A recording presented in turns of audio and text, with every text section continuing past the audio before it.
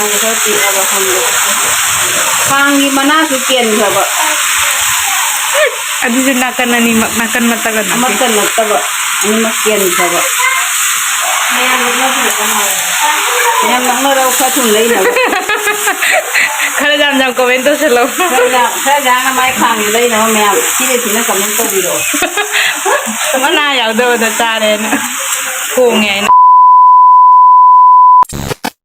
mẹ mai basa tagi iche basa da lai ba ko koi ki jum dagi halak pa dagi koi jum koi khun da tare ram ba da nong sit tau na u ta o to ba te na ka lai te ba du gi me hu ni su rai khang ni se ka lai ta su ado phone da di lem charge kam te yaw salak da ba dai ai nga sila em moi da lai hi ni hayang su lai ga ni ado hu jinga tang taun da chalu ya na koi lo chali ni la ba ni na ba ko sida malo chali Lalu sabi malo chali hai taro ni ready angang sai sida like tauri hai taro hai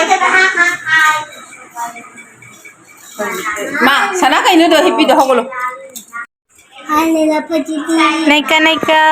Naika. Pajabi pajabi. Pajabi.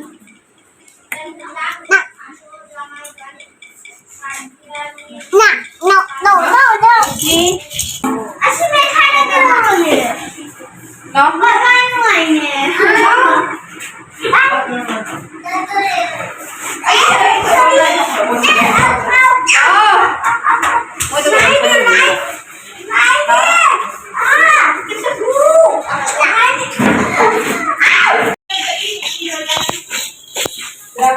hai taro Hai. mai cái gì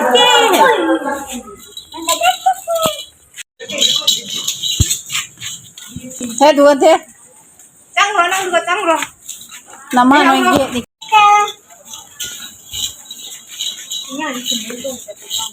ngâm đi mà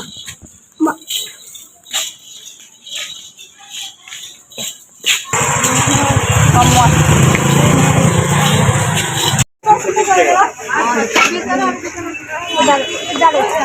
Ada igulo?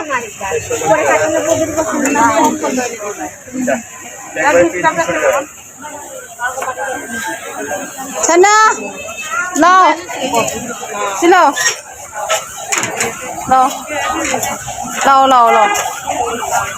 lo chơi lo vậy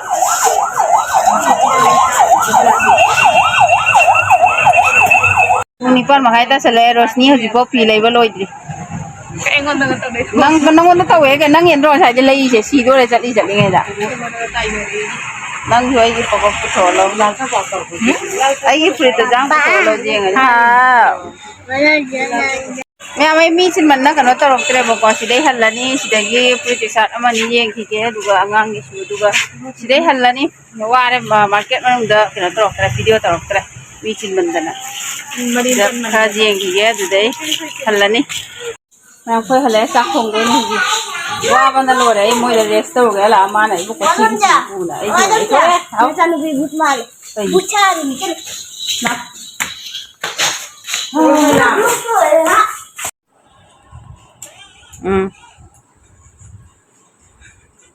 next si color sima ahum gatani dai gi le rakko si color sim दिख रहा है light मन है now khoi bazar de hale do hoji tu chicken thongba chan se ne ta do na le me sigai si na ma khong ki ta thong ho ra ni ji na pe ba thakani sa thong ra kai phone ho la le ra ma ke sa do halo kai ni Ai na hai dong baru ta ya na lang ba siya ta on ta tu siya ta le. pare mana ma ko na ba noi na cha pa cha nang hai tham mi je kali gi noi na kana da ini sana da Tu, caca mama. che na Atak. ta mo to bi no ba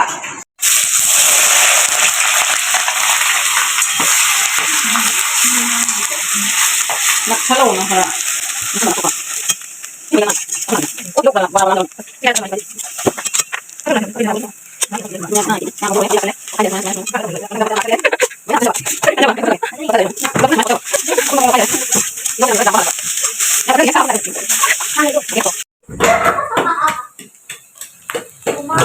Ano bi makul segdi samla. Othare size makire ngangi torokoda hapthajaraage.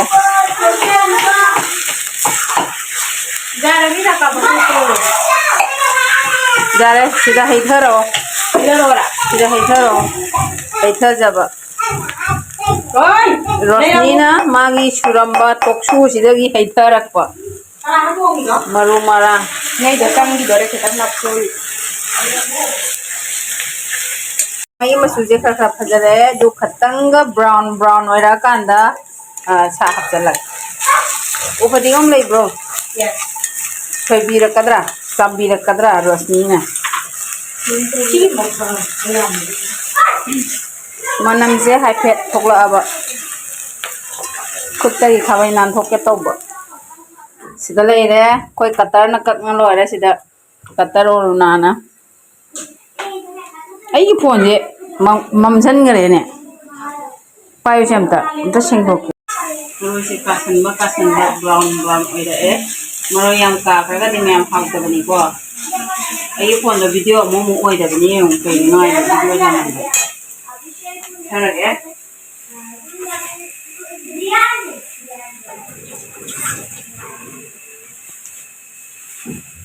Makhong lagi hanlang thajaba. Matei masa su lang thare. Kanda kage tawre.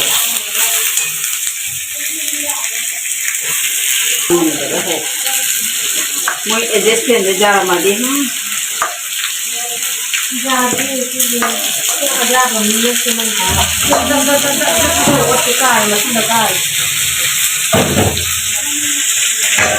Yang mulai hapthajare haji othajare. Makha samana sajana. Hai khang ga ti aba hamlo. Khang gi mana su pien jaba.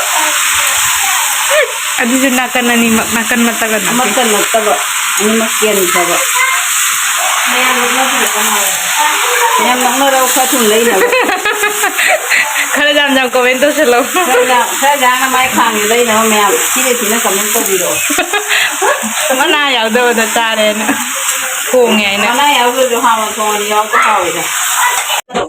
Yang tum ai sida musla se mix taw da ai diwai thong ga ai no da ti to ga ai sa da to san ba to thong ga yes mai no na taw ga sam sa ni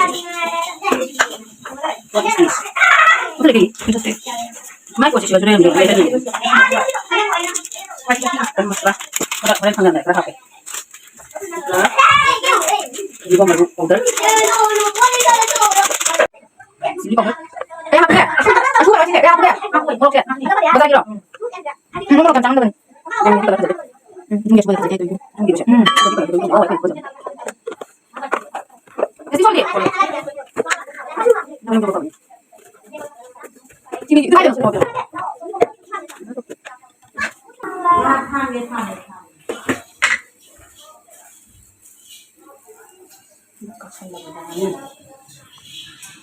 Quando muka orang mulai pakai nangatan sampai langsung di tahu bah, oke deh terkait.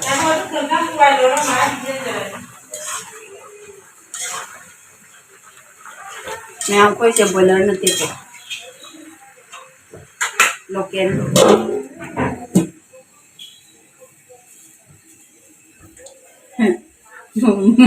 Mari kisi jam nan kira ni, oh lagi kisi. Manam cian ini na. Karena kita sekarang sedang vaksin lagi sih. Keren. Muka mangi mau udah kisi jekin sel lagi. Yang siap lah manam thok kita lagi. Muka sih kau kahai manam dah vaksin jadi. Kan dah sel lagi. Ujik ay siga. Ising laksal lagi.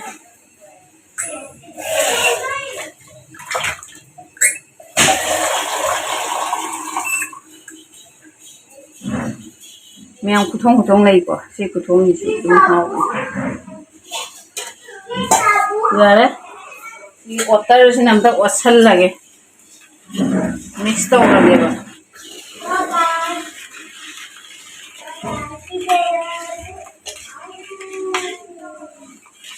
यारे रोशनी खूब फजम रोशनी जा रहे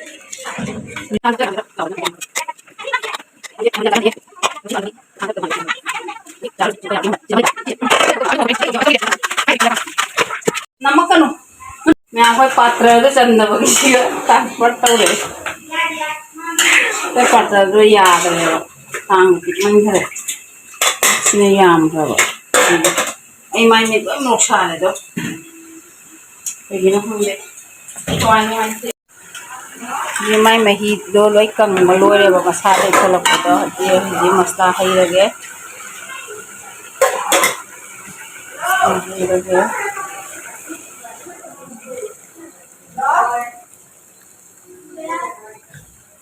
दो शीशे हजी मखों खुंजलगा सिना मुंगा तंग ngौगे सी कंखरक बोदे मही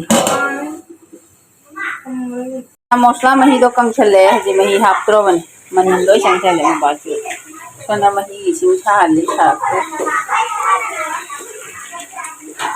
मा लोई मुदा करे पीदे ना पूदे मत पूदे हो मैं यहाँ पर जा रहे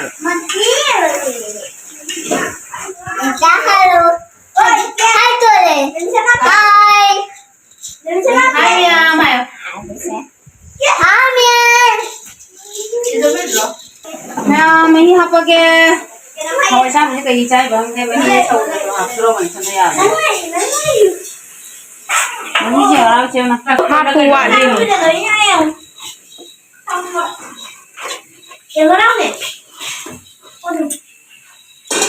लोई हफ्ते लोई मी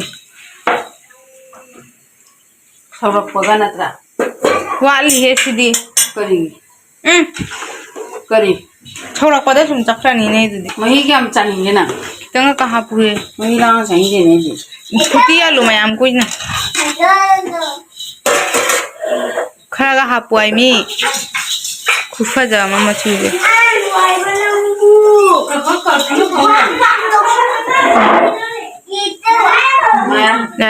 रोशनी की तरफ से हेजल ले वो फजरे ओ खाए रोम तो यार ओ लो रोटी ना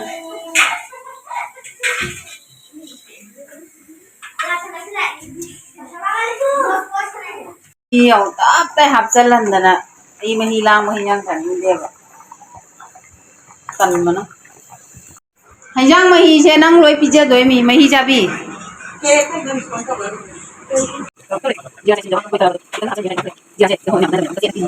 वही जीरा हम आपको हफ्ते ले मैं हम मही जो कर दुम यावरे मही जाबी मलई माना पाखत न लोई मही जे कंगनी आए ना माई दमक मही जे हम ले तंग ओथा गे जाने बुरी याम मते दको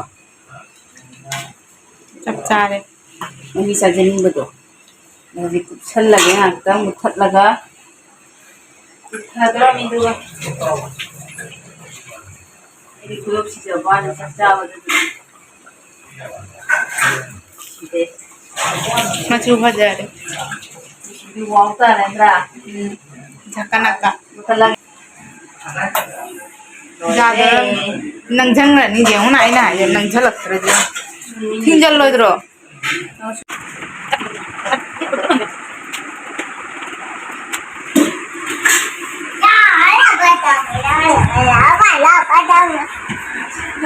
हाय तौरो Hai. हेलो आयु Halo. रोशनी ने मही जाएंगे थक दो है मही नंजल लगने लक्षण ले जी जी वही जे चल नंजल ले जी सीतंगा ही वो हम तो देख चल लगने कंजल लक्षण जी ना ना हर चागा दे नहीं ऐसे भाषा लसी और इशारा को चागा मैम जी मुझे बस दिखाई जा रहे मैम तातो वही सीधा खाई दोगे कंपा चौक सीधा kung magkakadam habjang na rin kauna na ba ꯃꯍꯤꯁꯦ ꯍꯥꯞꯆꯟꯈ꯭ꯔꯒꯦ ꯐꯖꯅ ꯃꯍꯤꯁꯦ ꯍꯩꯊꯖꯔꯒꯦ ꯃꯍꯤꯁꯦ ꯔꯣꯁꯅꯤꯒꯤ ꯅꯪꯁꯜꯂꯛꯀꯗꯧꯕ ꯋꯥꯠꯂꯤ ꯅꯪꯅ ꯅꯪꯗꯒꯩ ꯊꯥꯡꯗꯔꯛꯑꯕ ꯉꯁꯥꯏ ꯀꯩꯅꯣꯗꯨꯔ ꯀꯔꯤ ꯑꯗꯨ ꯆꯥꯛꯊꯤꯔꯦ ꯋꯥ ꯅꯠꯇꯦ ꯑꯩꯗꯤ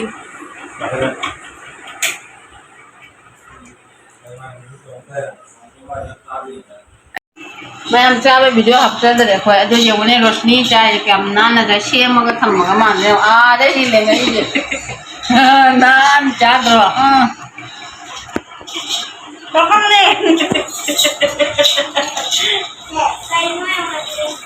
ꯀꯣꯔꯤꯌꯟ ꯂꯩꯁꯥꯕꯤ ꯃꯥꯏ ꯀꯩꯅꯣ ꯅꯥꯟꯗ꯭ꯔꯣ ꯅꯪ ꯃꯌꯥꯝ ꯃꯅꯥ ꯆꯥꯅꯔ ꯁꯨꯃꯥꯏꯅ ꯊꯝꯕ꯭ꯔꯥ ꯊꯝꯃꯦ ꯀꯩ ꯂꯩꯒꯦꯕ ꯁ꯭ꯇꯥꯏꯜ ꯏꯆꯥ ꯂꯣꯏꯕ ꯏꯁꯇꯥꯏꯜ ꯅꯥꯟꯗ ꯑꯗꯩ ꯃꯆꯥꯒꯤ ꯇꯟ ꯃꯆꯥ ꯔꯣꯁꯅꯤꯒꯤ ꯃꯆꯥ ꯁꯤ ꯆꯥꯗꯣꯏꯅꯦ ꯑꯗꯨꯗꯤ ꯆꯥꯛꯁꯨ ꯊꯣꯡꯉꯤ ꯁꯣꯝꯗꯅ ꯆꯥꯒ ꯁꯤꯒ ꯗꯥꯏꯜꯒ ꯊꯥꯡꯗꯣꯔꯛꯐꯝꯗ꯭ꯔꯣ ꯇꯦꯡꯀꯣꯠꯁꯤꯒ ꯃꯁꯛꯁꯤꯒ ꯌꯦꯡꯉꯨ ꯃꯆꯦꯗꯤ ꯇꯟꯒ ꯍꯋꯥꯏ ꯊꯣꯡꯕ ꯆꯥꯔꯦ ꯃꯥꯏꯗꯨꯗꯤ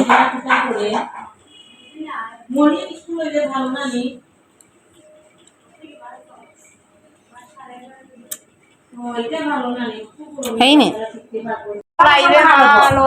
ꯃꯣꯏ ꯃꯆꯤꯟꯅꯥꯎ ꯆꯠꯈꯤꯗꯣꯔꯦ ꯌꯦꯡꯉꯨ ꯃꯣꯏ ꯃꯆꯤꯟꯅꯥꯎ ꯂꯩꯔꯗꯤ ꯑꯩꯁꯨ ꯉꯁꯤ ꯆꯠꯄ ꯌꯥꯕꯅꯦꯕ ꯕꯤꯂꯥꯏꯇꯤꯗꯤ ꯀꯩꯅꯣ ꯁꯦꯠꯅ ꯈꯥꯏꯅꯕꯁꯨ ꯊꯣꯛꯑꯦ ꯑꯗꯨꯏ ꯃꯈꯥꯗ ꯍꯌꯦꯡꯁꯨ ꯁꯪꯒꯣꯜꯁꯦꯟ ꯑꯣꯏꯔꯦ ꯆꯠ ꯐꯪꯉꯔꯣꯏ ꯅꯪ ꯂꯩꯔꯣꯕ ꯉꯁꯤ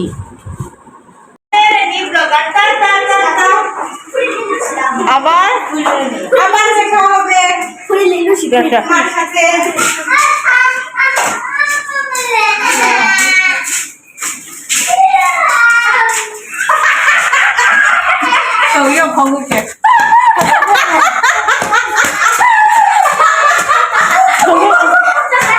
cũng con rồi mà mày rồi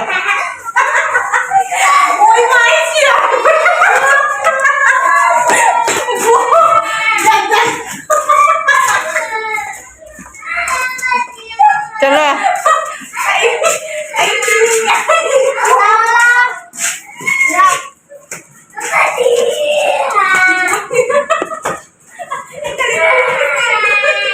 ꯑꯉꯥꯡꯒꯗꯤ ꯐꯥꯍꯟꯗꯦ ꯍꯣꯏ ꯈꯣꯡꯎꯞ ꯃꯔꯤꯒꯗꯤ ꯕꯥꯏ ꯕꯥꯏ ꯃꯊꯪ ꯑꯃꯨꯛ ꯊꯦꯡꯅꯔꯁꯤ ꯍꯟꯅꯐꯥꯎ ꯌꯦꯡꯉꯝꯗꯦꯀꯣ